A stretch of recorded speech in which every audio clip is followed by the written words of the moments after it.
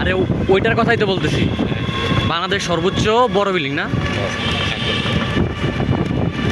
Hello everyone, this is Arafat Hossain. আমার সাথে আমি এবং আমার শ্রদ্ধেয় ইমন স্যার আমরা একসাথে হাতিরঝিলে ঘুরতে যাচ্ছি। This is the most highest building বাংলাদেশের ভিতরে সবচেয়ে বড় বিল্ডিং, ম্যাগনা গ্রুপ অফ কোম্পানি, যেটার নির্মাতা।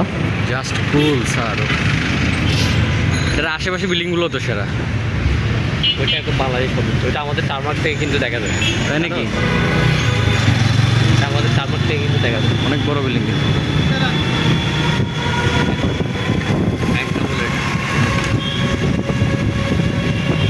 কি বড় বড় বিল্ডিং না?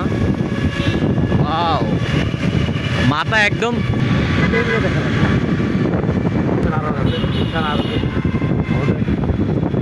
এ বাবা, আজকে হাতিরঝিলে চলে আসলাম হাতি দেখার জন্য। হাতি পাবো স্যার? কোন জায়গায়?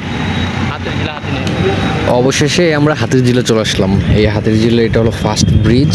এখন আমরা এখানে নামবো। আমাদের টার্গেট ছিল আজকে আমরা হাতিরঝিলের ঝিলটা উপভোগ করা, এই জন্য আমরা টিকিট কাটলাম, একজন 25 টাকা করে, দুজন 50 টাকা, পুরো একটা বোট দিয়ে হাতিরঝিলের সৌন্দর্যটা উপভোগ করা। আমরা এখন যে প্রান্তে আছি এটা হলো স্টেশন, এখানে বোট থামে, আবার এখান থেকে বোট রওনা করে। তো বোটের আশেপাশের চারপাশের মানুষগুলো দেখেন, মাত্র ওরা ওই প্রান্ত থেকে এই প্রান্তে আসলো। আমরা এই প্রান্ত থেকে এফডিসির উদ্দেশ্যে যাব।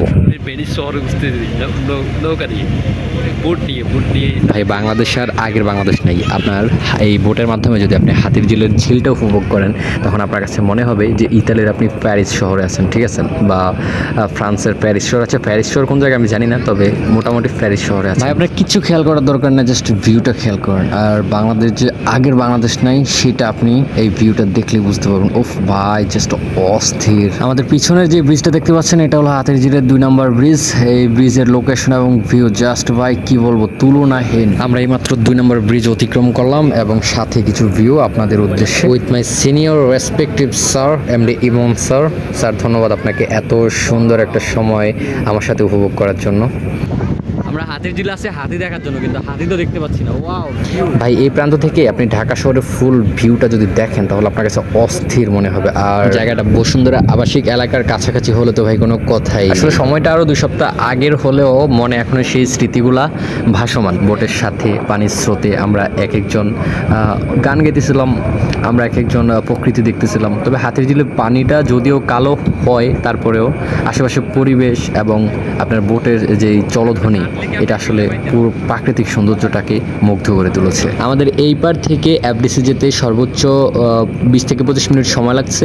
আর এই 20 থেকে 25 মিনিটই আসলে অনেক রকমের রোমাঞ্চকর মুহূর্ত ছিল। আপনি আশেপাশে হেঁটেও এতটা মজা পাইবেন না যতটা মজা আপনি এই বোটে চড়ে পাইবেন। তবে সিরিয়াসলি ভাই, আপনি যদি হাতিরঝিলে আসেন, অন্তত একবার হলো এই বোটে চড়বেন। ভাই, মাঝে মাঝে আমরা আমাদের পারিবারিক দুশ্চিন্তার কারণে প্রকৃতির স্বাদ নিতে ভুলে যাই। তবে আমরা যে ভুলে যাই যে প্রকৃতিটা কত নরম, প্রকৃতি কত কোমল, আমাদের হৃদয়ে স্পর্শ করার মতো কিছু অনুভূতিও প্রকৃতি আমাদের দিতে পারে। আর সেই অনুভূতিকে কেন্দ্র করে আমাদের মূলত ঘোরাফেরা। আমরা এদিকে যাই ওদিকে যাই, মাঝে মাঝে ভিডিও করি, আপনাদের মাঝে শো আপ করি। তবে বিষয়টা এ পর্যন্ত সীমাবদ্ধ। আমরা সবাই কিন্তু নিজস্ব কর্মস্থলে ব্যস্ত থাকি। কর্মস্থলের ফাঁকে ফাঁকে আমরা একটু ঘুরতে চেষ্টা করি, সেই ঘোরার ভিডিওগুলো আপনাদের মাঝে আসলে দেখানোর ট্রাই করি। তো আমাদের বোট জার্নি শেষ করে আমরা হাতিরঝিলের চারপাশে অনেকক্ষণ হাঁটলাম এবং এটা হলো হাতিরঝিলের ব্রিজ। এই ব্রিজ থেকে আপনি হাতিরঝিলের ফুল ঝিলের ভিউটা দেখেন। আর আশেপাশের মানুষগুলো এখানে মূলত ঘুরতে আসে, কেউ আসে নিজের কর্মব্যস্ততা। এখানে অনেক হকার পাবেন যারা আসলে নিয়মিত কর্মব্যস্ততার টানে এখানে আসতে হয়। পুরো বিকাল ঘোরা শেষ করে আমরা সন্ধ্যার পরে রওনা হলাম আমাদের নিজস্ব কর্মস্থলে। একটা রিক্সায় করে মহাখালীর উদ্দেশ্যে, ভাড়া 40 টাকা করে হিসাব করে আমরা মহাখালীর উদ্দেশ্যে রওনা। আর আমরা কিন্তু বসে থাকার কোনো ছেলে ফেলা না। আমরা আজকে হাতিরঝিল আসলাম, আগামীকালকে অন্য জায়গায়, তারপরে অন্য জায়গায়, মানে নর্মালি ঘুরতেই থাকবো। তো ভিডিওগুলো যদি ভালো লাগে অবশ্যই সাবস্ক্রাইব, লাইক, কমেন্ট করে পাশে থাকবেন। ধন্যবাদ সবাইকে। অনেক কথাবার্তা হলো। আর ভিডিওটা কেমন লাগছে, আপনারা কখনো হাতিরঝিল গেছেন কি না, বা যদি যেয়ে থাকেন তাহলে অভিজ্ঞতাটা অবশ্যই শেয়ার করবেন। ধন্যবাদ। আসসালামু আলাইকুম।